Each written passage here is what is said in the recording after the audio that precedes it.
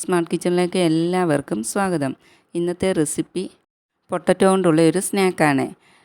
Potato stick. ഇത് കുറഞ്ഞ സമയം കൊണ്ട് വളരെ പെട്ടെന്ന് ഉണ്ടാക്കിയെടുക്കാൻ പറ്റുന്ന ഒരു സ്നാക്കാണ്.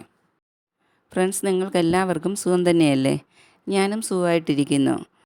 വീഡിയോ കാണുന്നവരിൽ ആരെങ്കിലും സബ്സ്ക്രൈബ് ചെയ്യാത്തവരുണ്ടെങ്കിൽ ഒന്ന് സബ്സ്ക്രൈബ് ചെയ്ത് സപ്പോർട്ട് ചെയ്യണേ. പൊട്ടറ്റോ സ്റ്റിക്ക് ഉണ്ടാക്കുന്നതിന് 3 മീഡിയം വലിപ്പത്തിലുള്ള പൊട്ടറ്റോ ആണ് എടുത്തിരിക്കുന്നത്. അത് കഴുകി ക്ലീനാക്കി കുക്കറിലോട്ട് ഇട്ട് കൊടുത്തിട്ടുണ്ട്. അത് നികക്കെ നിൽക്കുന്ന പോലെ വെള്ളം കൂടി ഒഴിച്ച് അടച്ച് വെച്ച് സ്റ്റൗവിൽ വെച്ച് 4 വിസിൽ വരുന്നിടം വരെ വേവിച്ചെടുക്കാം.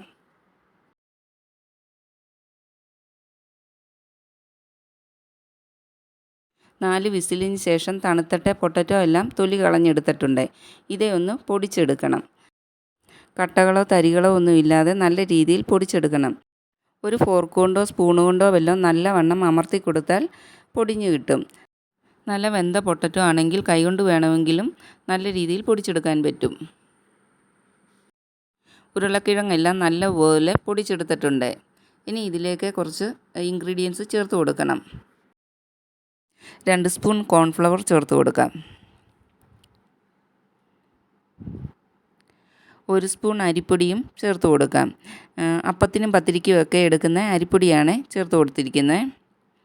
പിന്നെ ചേർത്ത് കൊടുക്കുന്നത് ഒരു ചെറിയ സവാള നൈസായിട്ട് കുത്തിയരിഞ്ഞതാണ്.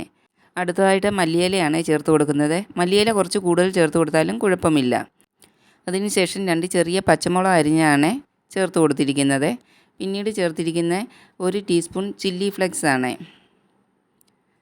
പിന്നെ ഇതിലേക്ക് ആവശ്യമായ ഉപ്പും കൂടി ഇട്ട് കൊടുക്കാം. സ്നാക്സിന് ഒരു കളർ കിട്ടുന്നതിന് വേണ്ടി 1/4 ടീസ്പൂൺ മഞ്ഞൾപ്പൊടിയും കൂടെ ചേർത്ത് കൊടുക്കാം.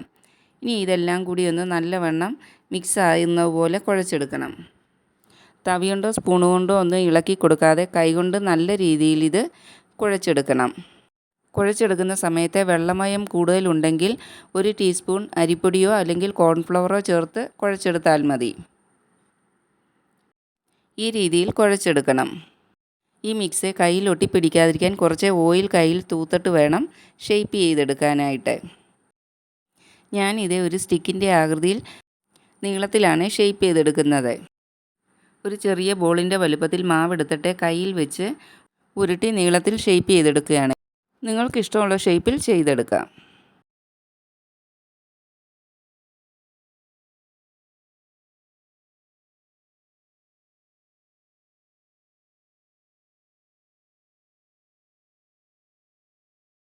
ഇതുപോലെയെല്ലാം സ്റ്റിക്കിൻ്റെ ആകൃതി ഷേപ്പ് ചെയ്തെടുത്തിട്ടുണ്ട്. ഇനി ഇത് ചൂടായ വെളിച്ചെണ്ണയിലിട്ട് ഫ്രൈ ചെയ്തെടുക്കാം.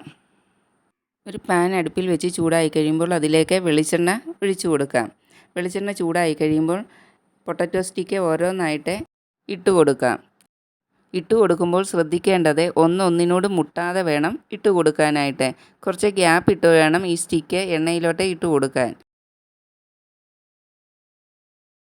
എണ്ണയിലെല്ലാം ഇട്ട് കൊടുത്തിട്ട് ഒരു 2 മിനിറ്റിന് ശേഷം ഇതെല്ലാം ഒന്ന് തിരിച്ചിട്ട് കൊടുക്കാം. ഈ സമയം കൊണ്ട് തന്നെ അടിവശം മുരിഞ്ഞു വന്നിട്ടുണ്ടായിരിക്കും.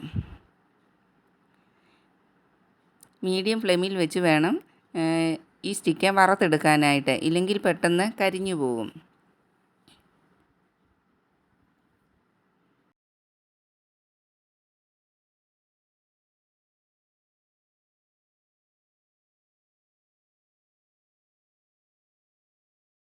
മൂന്ന് 4 മിനിറ്റ് കൊണ്ട് തന്നെ ഈ സ്നാക്ക് നല്ലവണ്ണം ഫ്രൈ ആയി കിട്ടും. കൂടുതൽ നേരമൊന്നും എണ്ണയിലിട്ട് വറക്കേണ്ടതില്ല.